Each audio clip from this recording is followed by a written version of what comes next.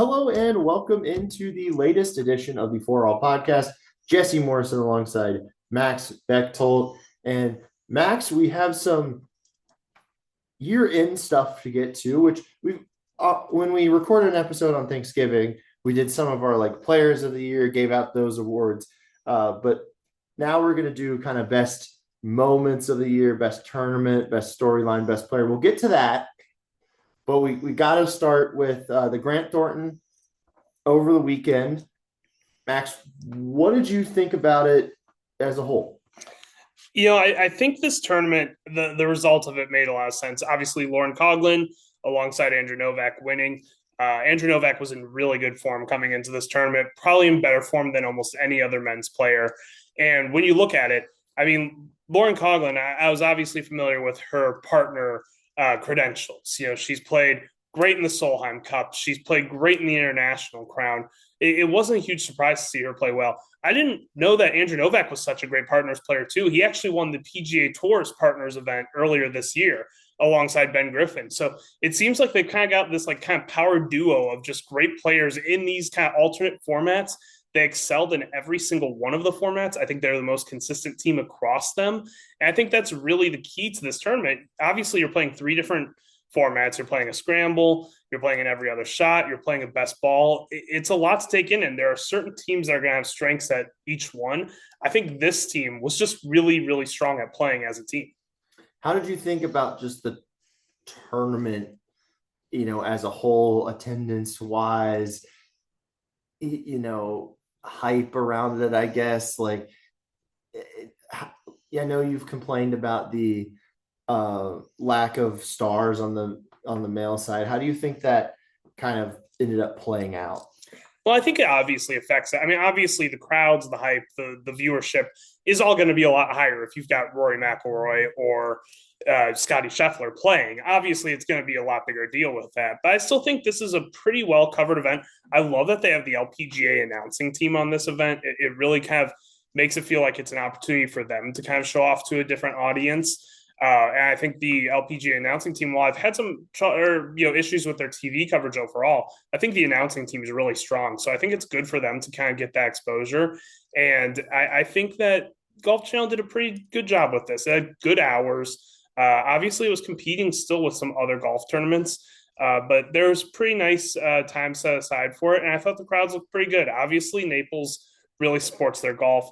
It's a time of year where people are really into golf coming off that CME Group Tour Championship. It's a community that supports the LPGA. So I think that's a benefit to it, is that they do play it in that kind of community. And so I think it was pretty good.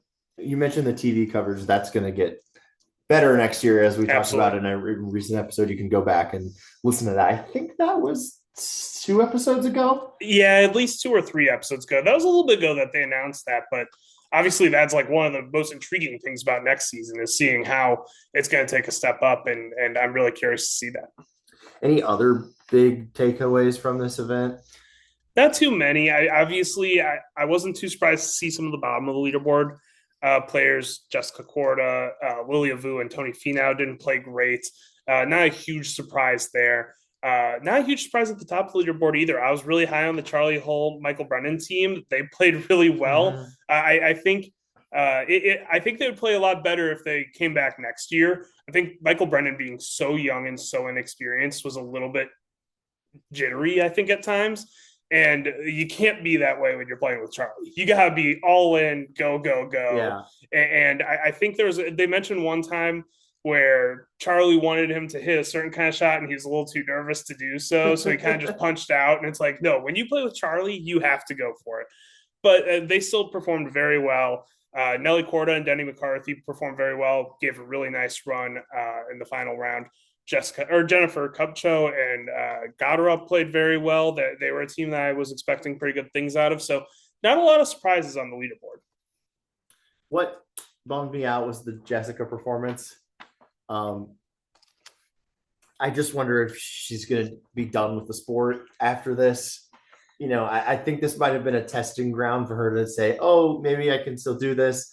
And, maybe, I don't know. I'm not saying that she can't, but it was just a bummer to see where she finished. And I'm questioning if we're going to see that 2026 comeback. Like, I thought maybe this was, I thought she was kind of gearing up for it by playing this event. I think this was definitely a little bit of a tester, and because of that, I don't want to speculate too much. I wouldn't be shocked to see a retirement announcement. Yeah. If that were to come, I wouldn't be shocked to see it.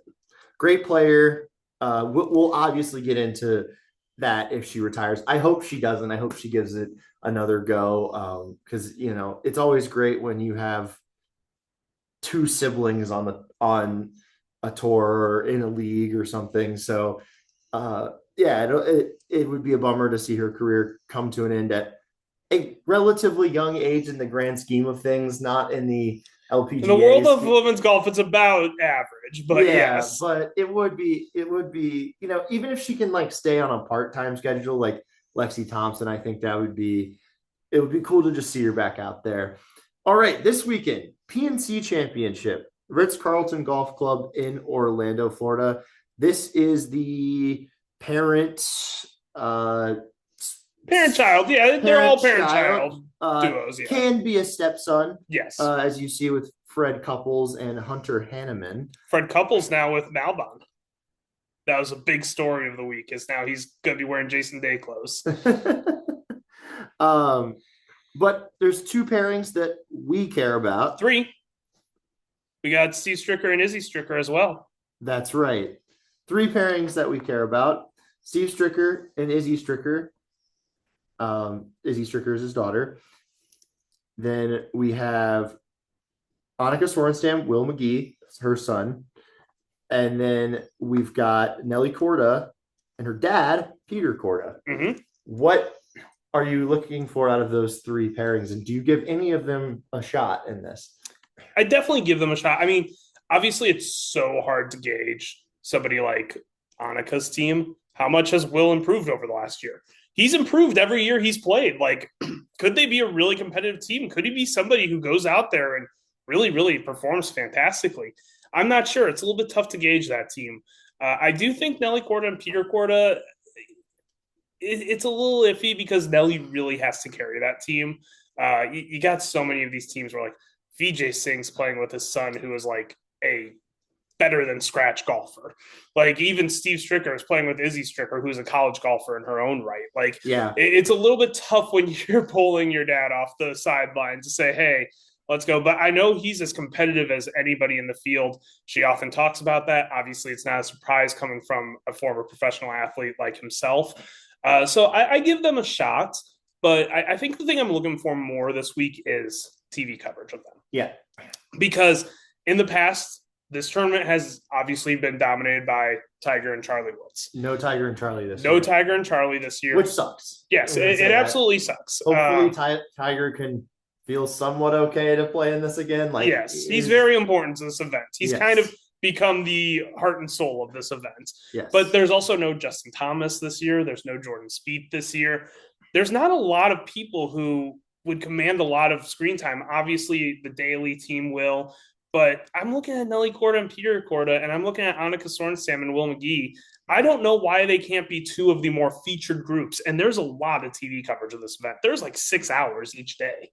Yeah, I think that they should be, equal, if not more. I mean, Nelly Korda and Annika has the best career of any player by a lot. Yes. Playing in this tournament. And Nelly's the best active player. Yeah, Nelly's the best active player for sure. I mean, a lot of these, obviously, like a lot of these are senior tour players. Yes. Or aging PGA players like Matt Kuchar. I had to do that. Everyone does that at events that you go to and see him. But yeah, they're aging, or a lot of them are on the senior tour, because obviously, like, unless you're Charlie Woods, who was really good at 12. Yeah, you get a lot of older kids. It's going to usually be you need somebody to be like 22 to play in this. Yes. So because not everyone is a Woods. Yeah. What do you think about the course? It's at the Ritz-Carlton Golf Club in Orlando. I was like watching. I mean, it's your typical Florida course. Obviously, good thing for Nelly Korda.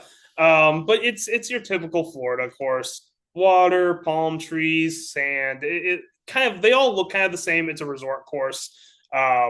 But it's a very enjoyable watch. It used to be a little bit more enjoyable when I used to live up in Wisconsin, and it's like, oh, you're watching like the warm weather, and it looks very nice there. Like when you live out in Arizona and you have that weather all the time, it's a little bit less of a big deal. But yeah, I'm looking forward to watching it. It's a great event. I'm gonna be rooting on my Madison team here, Steve Stricker and Izzy Stricker. And how can people watch this? So it's a little bit complicated. So I recommend going to the site. I have a how to watch guide. There's 3 different channels that it's going to be on. It's going to be on for 6 hours, I think, each Saturday and Sunday. It's going to be on Golf Channel, Peacock, and NBC, I believe. So you're going to have to keep the remote close to you, or just keep it on Peacock. I believe it'll run on Peacock that entire time. But yeah, it's a little bit complicated, so I'd recommend going and reading about it. And who do you have winning? I think it's hard to bet against Vijay Singh and his son. His son is so good himself. Vijay's still a competent player for senior tour standards.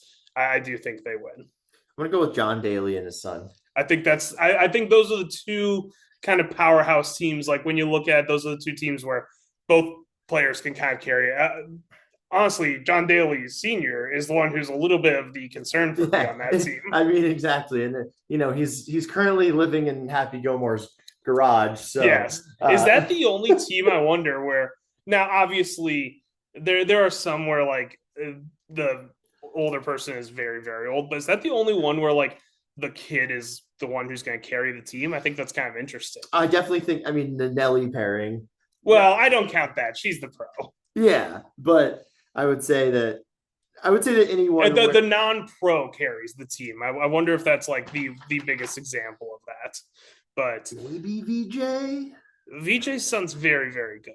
But I'm looking through this. I think it's going to be mostly the parents that carries in this over the kid, except for maybe again that VJ and the Daily pairing. So maybe. But overall, very, very fun event. One that I'd love to see some more women play in. Like I'd love to see maybe Brooke Henderson play in this. Her dad has been her coach, basically all of her life. So I'd like to maybe see them play in it. But for right now, I think it's great that we have 3 prominent women's golfers at 3 different levels. One at the senior tour, one at the professional level, and one in college. Playing. Yeah, and this used to just be like a father-son tournament. Yes. So it's nice that we're getting some representation in there, at least for the LPGA tour. And obviously it's great to have the GOAT playing. Yes. So if you can't have, it would be great if Tiger was playing too, and Tiger and Annika were both in this, but at least we get Annika. The great thing though about this tournament has been we've seen Charlie grow up from that little kid who was kind of, it looked like a spitting image of his dad at times with some of the ways he carried himself, like all those videos. And when he'd get a birdie, yes, exactly. And when he'd get a birdie, it'd be electric. It'd be amazing. And then growing into himself, just a great amateur golfer. I think you're seeing that a little bit with Will McGee also on his son, where at the beginning he was so excited and so young. And now I think you're just seeing him develop a little bit more and get more comfortable there. All right, let's get to our, I did pick mine. Yes. All right, let's get to our year-end, not really awards. It's more of just, we're going to do best tournament, best storyline, best moment, and best player.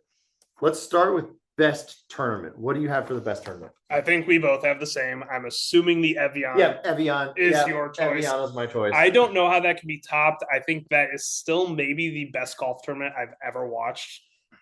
On either side of the PGA Tour, LPGA Tour, whatever. Just the incredible comeback from Grace Kim. Every time she was knocked down, pulled off something incredible. The shot after hitting in the water where she hit in, making those eagles down the stretch.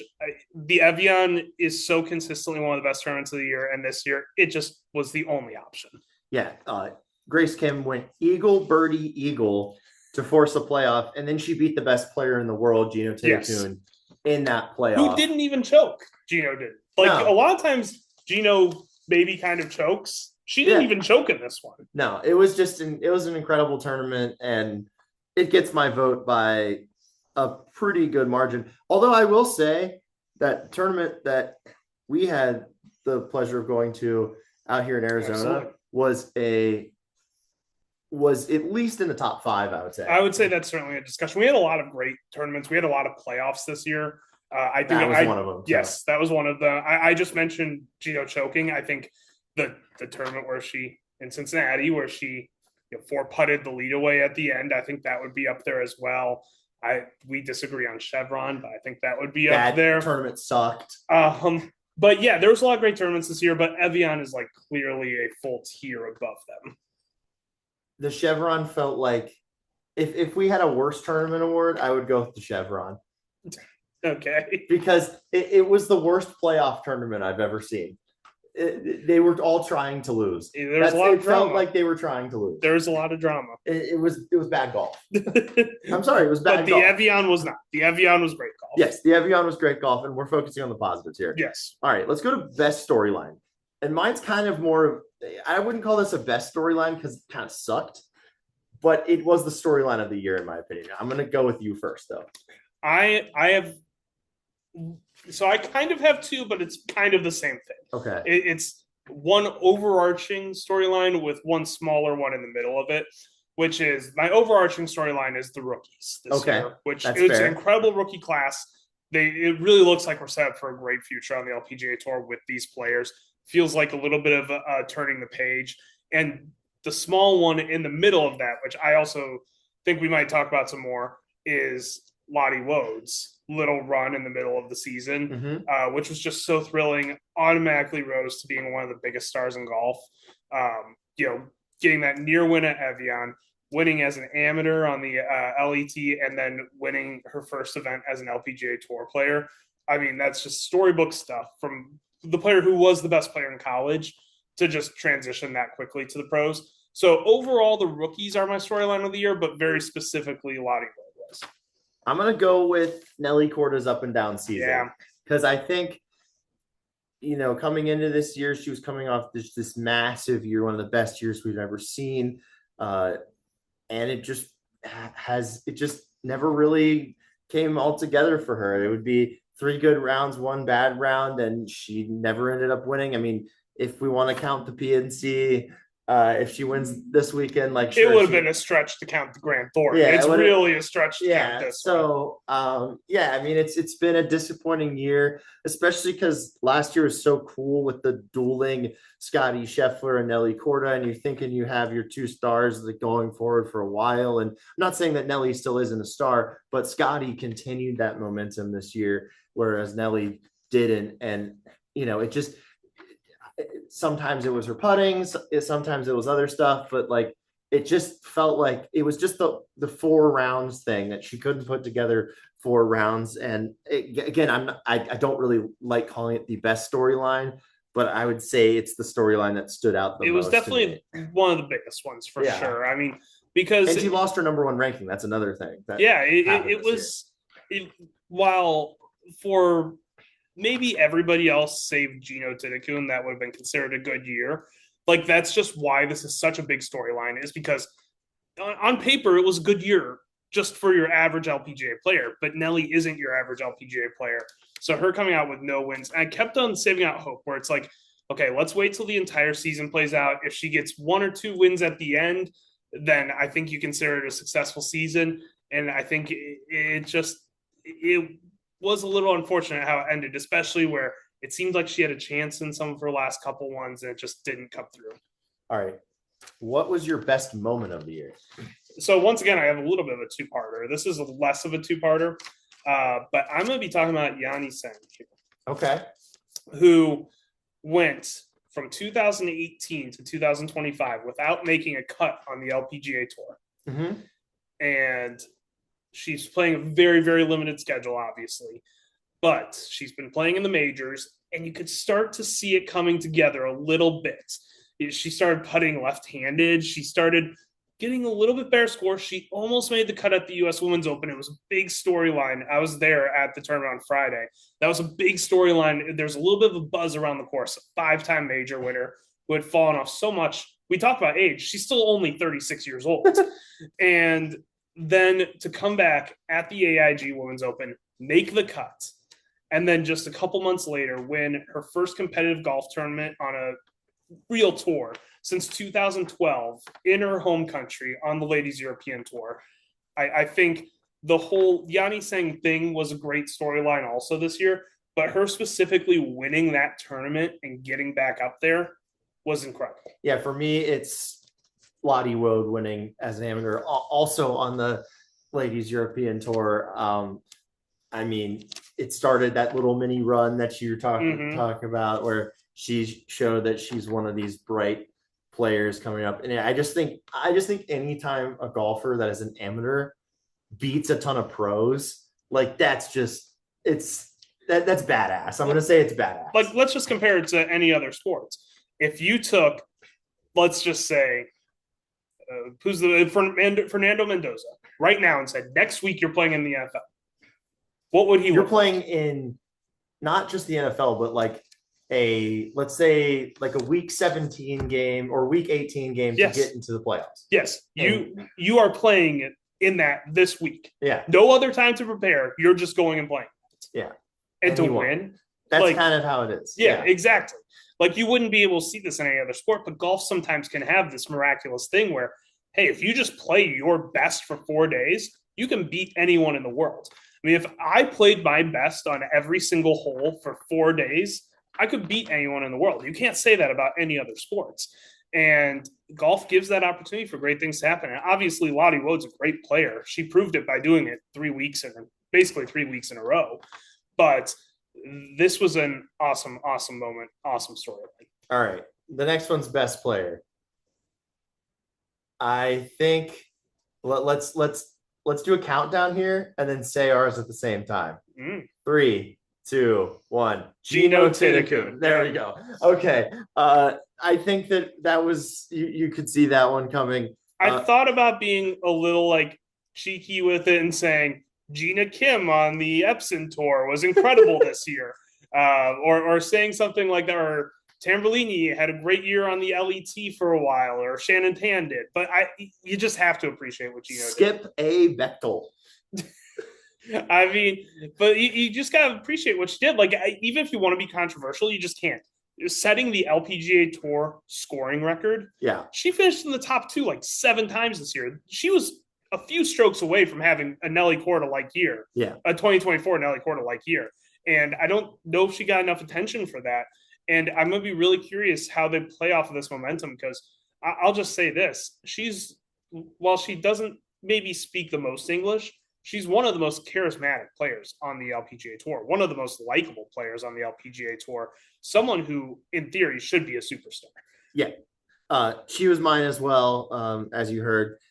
She moved to world number 1 this year. That's a big thing for me. And she's a dominant world number 1. It's going to take a long time for somebody to topple that. And then obviously 3 tournament wins, finished second in a major when, I mean, there was not much you could do, as we talked about. Mm-hmm. So I expect that major victory very, very soon. Yeah. She's a great player.